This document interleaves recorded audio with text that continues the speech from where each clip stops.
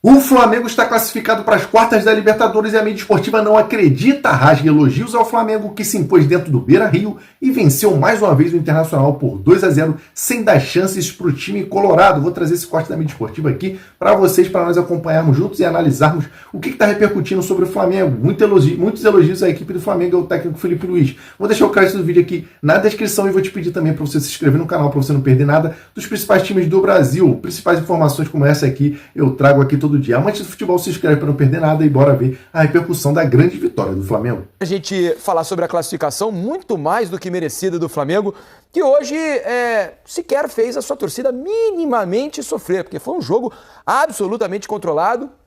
O Inter não mostrou força sequer para incomodar o Flamengo ao longo do jogo, foi colocar uma bola na trave no único ataque um pouco mais perigoso que teve aos 37 minutos da segunda etapa. No mais, uma calmaria tremenda no Beira-Rio nessa noite, não, moço? Boa noite. Boa noite, Felipe. Boa noite, Alex, todo mundo que assiste o Troca. Estava pensando, enquanto assistia ao jogo, no seguinte. Quando o Flamengo começa a se reestruturar economicamente, ele vai tendo períodos ali de períodos mais áridos, ele atravessa ali um caminho difícil, e aí, especialmente em 2019, quando ele faz um ano absolutamente espetacular do ponto de vista esportivo, o Flamengo já se mostrava ali, o campo já exibia o resultado desse trabalho de reestruturação como um clube muito poderoso economicamente. Só que se você hoje olha em retrospectiva aquele time, que era um time titular muito forte, aquilo não chegava próximo, em termos de quantidade de jogadores acima da média do mercado brasileiro, no que a gente tem, no que a gente olha e enxerga no elenco de hoje. Só que conforme o Flamengo foi subindo, e o noticiário do Flamengo ano após ano ia tratando de números cada vez mais superlativos, números impressionantes em termos de aquisição de jogadores, de orçamento, de receitas anuais, se gerava uma pressão de que parecia que o campo nunca estava em consonância com o tamanho desses números, né? Eu não sei o que vai acontecer com o Flamengo na Libertadores, se o Flamengo vai ser campeão ou não. Eu não sei se o Flamengo vai ser campeão brasileiro. O que a gente sabe é que ele é claramente um candidato. Mas a noite de hoje foi uma daquelas em que essa disparidade, esse poder econômico, essa disparidade mais se exibiu de uma maneira clara. Porque o Flamengo eliminou também o Internacional em 2019, claramente superior a ele naqueles dois jogos. Mas o olhar para o campo e ver duas realidades que pareciam tão distintas dessa forma, a gente viu, acho que hoje, de uma maneira muito clara. Quando a gente olhava a escalação que estava em campo e olhava para o Pedro entrando no jogo, o Luiz Araújo entrando no jogo, com 2-0, o Cebolinha, o Ayrton Lucas entrando no jogo, os jogadores do banco, a formação de banco do Flamengo, a formação de campo, o que a gente viu em campo é muito poderoso em termos técnicos para a realidade sul-americana. O que vai acontecer com esse time, eu não sei. Agora, o fundamental é dizer, é muito talento entregue a um trabalho de excelência do Felipe Luiz. Tem questões a resolver? Acho que ainda tem. É ruim para este Flamengo ter um controle desse tamanho e aos 37 minutos do segundo tempo de um jogo tão controlado tomar uma bola na trave, de um lance que era meio fora do roteiro do jogo, que podia mudar todo o humor e toda a atmosfera em torno de uma eliminatória tão dominada pelo Flamengo. Por quê? Em alguns momentos ainda é um tema sobre o Flamengo tornar esse controle, esse domínio todo em volume de finalizações e eventualmente de gols. Mas é o poder econômico junto com um trabalho de excelência de um treinador que, se a gente pensar em termos de futuro do futebol brasileiro, é muito promissor. Concordo plenamente com o Mansur, mas tenho uma ressalva a fazer. Não sei se vocês vão concordar, quero ouvir o Alex, que já jogou por lá. O futebol do Internacional, em que pese a pujança financeira do Flamengo, o forte time, o forte elenco que mostrou, o ótimo trabalho do Felipe Luiz, tudo isso é verdade. Mas o futebol do Internacional foi muito pequeno nesses dois jogos. No segundo tempo lá do Maracanã ainda foi razoável, competiu, era o que se imaginava. Hoje o Internacional sequer conseguiu competir com o Flamengo. Diante de 43 mil torcedores, o Inter precisava fazer 2 gols e não conseguiu dar um chute no gol do Flamengo. Né? Se a gente pegar 20 times do Campeonato Brasileiro que vão jogar contra o Flamengo, provavelmente mesmo jogando em casa, vão criar chances de gol contra o Flamengo. Podem não ser muitas, mas vão finalizar ao gol do Flamengo, vão fazer o Rossi minimamente trabalhar, criar alguma oportunidade mais perigosa. E o Inter sequer fez isso. O Rossi pode tranquilamente sair do gramado do Beira-Rio hoje e ir embora sem tomar banho. Porque não precisou cair no chão, não precisou fazer grandes esforços. O Rossi tocou na bola quando a bola era recuada por um dos seus zagueiros, seus companheiros, para iniciar um novo ataque do Flamengo. Então, a atuação do Inter também contribuiu para essa tranquilidade toda do Flamengo no jogo. Porque é uma tranquilidade, embora o Flamengo quase sempre seja dominante, mas como hoje, sem sofrer nenhum ameaço praticamente durante 90 minutos, que pese essa bola meio despretensiosa na trave aos 37 do segundo tempo, também é muito incomum. Ou não, Alex? Boa noite. Boa noite, Felipe, Cado Mansa, todo mundo que está em casa. O Felipe também tem disso. Você vai jogar com um time que é melhor, e é bem Claramente, melhor. Né? Melhor. O elenco, o momento que se vive, em todos os sentidos. Quando eu vou jogar esse tipo de jogo, eu tenho que fazer o meu melhor jogo. Eu tenho que produzir, né? A parte da estratégia, quando você vai jogar contra um time assim, você tem até que saber lidar no momento com bola e sem bola, aquele momento que você também vai ser inferior no jogo. Você não vai ter, às vezes, o domínio do jogo, né? A não ser que você faça um jogo muito perfeito e o Flamengo também acabe não fazendo, vamos dizer assim.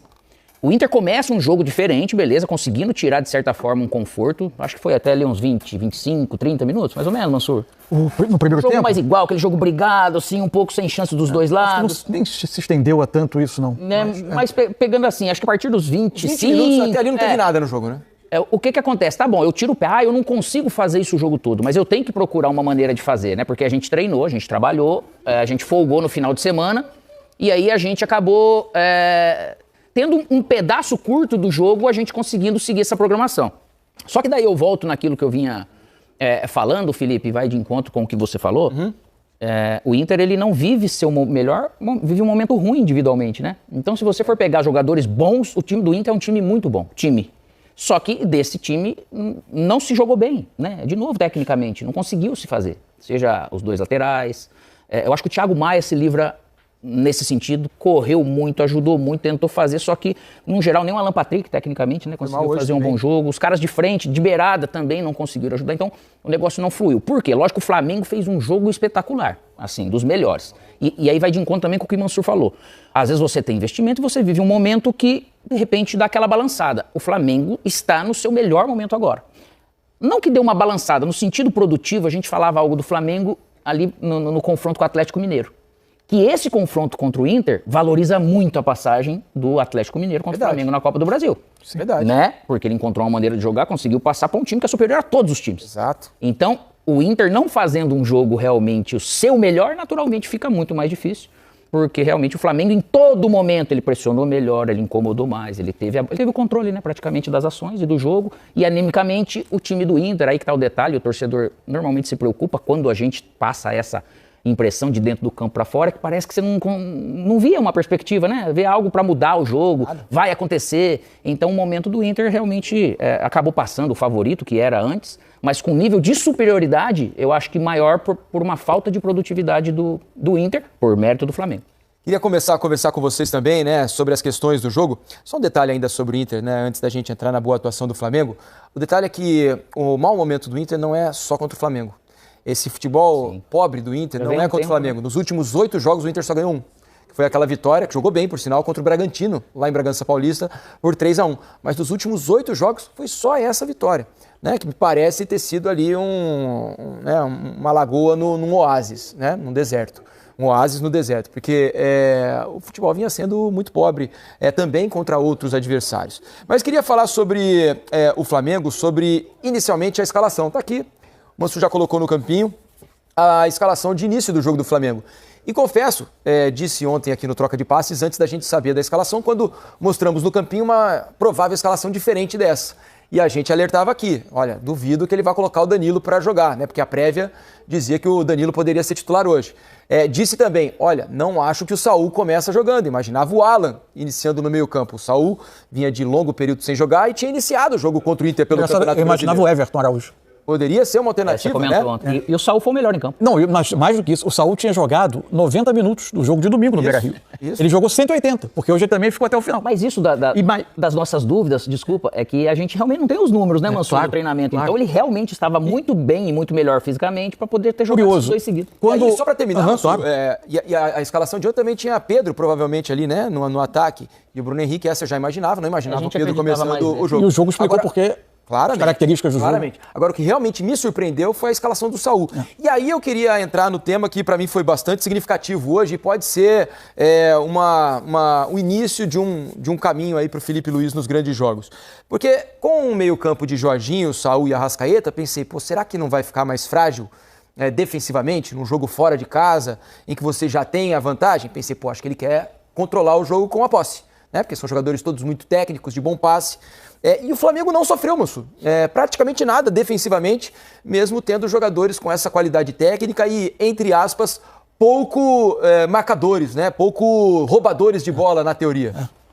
Tem uma coisa no futebol que costuma fazer times com essa característica respirarem e sofrerem menos.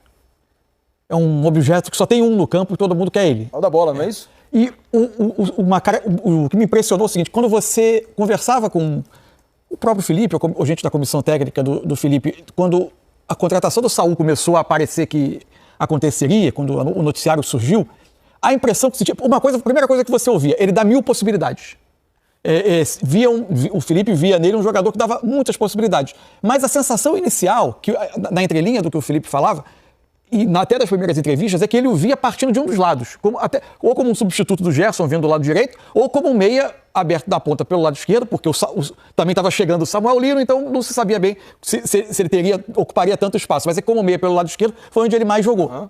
E não se falava tanto, até porque o Felipe costumava dizer que exige muito o conhecimento de todas as dinâmicas táticas do time para jogar como um dos dois volantes. E também uma exigência física alta. E não se sabia qual seria a resposta do Saúl, inclusive na questão física, ele chegando. Então, por isso, era difícil imaginar ele fazendo esses 2 jogos seguidos, 90 minutos nessa posição. E para mim, hoje, um dos melhores jogadores do jogo. Ele mandou no meio campo em muitos momentos. O que ele fez, ele e o Jorginho. O Jorginho teve uma outra função no jogo hoje, que para mim foi muito destacada, assim.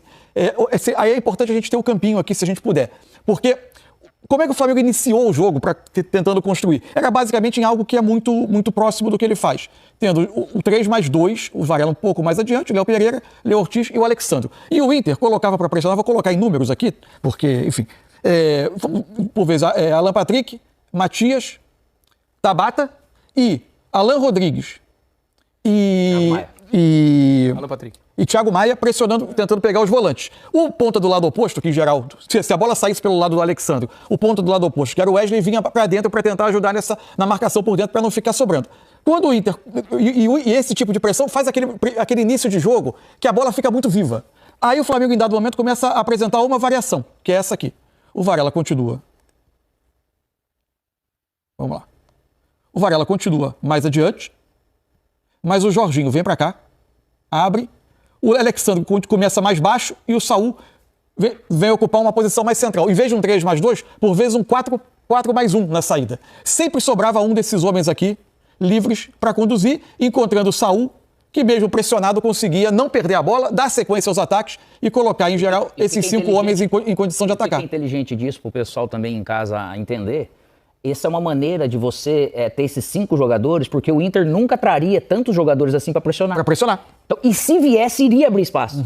A inteligência do Felipe... O campo ficava grande. Isso daí. Então, o estudo em cima de fazer isso daí, que não era nem comum de fazer, era 2 laterais e tudo, veio essa nova ideia aqui, que você ganha realmente mais jogadores, fica muito mais difícil pressionar. E para mim, o primeiro tempo muda a partir daí. Não que o Flamengo não tenha mais feito a saída com os dois, o Jorginho junto do Saúl mais à frente, mas essa variação começou a confundir muito a marcação do Inter. Desgastou o Inter no começo que fez essa pressão e tudo, né? Os primeiros 20 minutos não teve jogo. A bola estava muito viva. Foi horroroso, mas foi horroroso porque os dois estavam marcando super bem em cima. Uma intensidade muito alta, difícil de jogar. Isso. E o Varela aqui, jogo também espetacular, né? Ele com o Plata aqui, meu Deus do céu, cara, pra criar alguma jogada aqui tava difícil.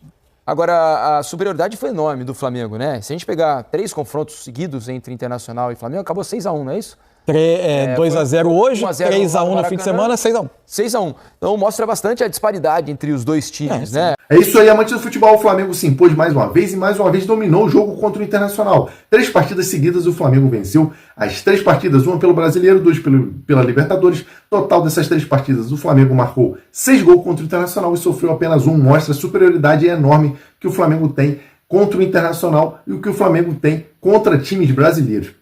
A mídia esportiva está assustada, rasgou elogios mais uma vez ao time e ao elenco do Flamengo, ao desempenho do Flamengo contra o Internacional, que vai para as quartas de finais agora enfrentar o Estudiantes da Argentina. O que você acha? O Flamengo vai também ser dominante contra o Estudiantes da Argentina nas quartas? Deixe sua opinião aqui nos comentários, que a sua opinião é muito importante. Se você gosta desse tipo de conteúdo, gostou desse vídeo, taca o dedo no like para ajudar esse trabalho, para o vídeo chegar para mais pessoas. E claro, se você ainda não é inscrito, se inscreve para você não perder as principais notícias dos principais times do Brasil, assim como essa aqui. Tamo junto, forte abraço e até o próximo vídeo.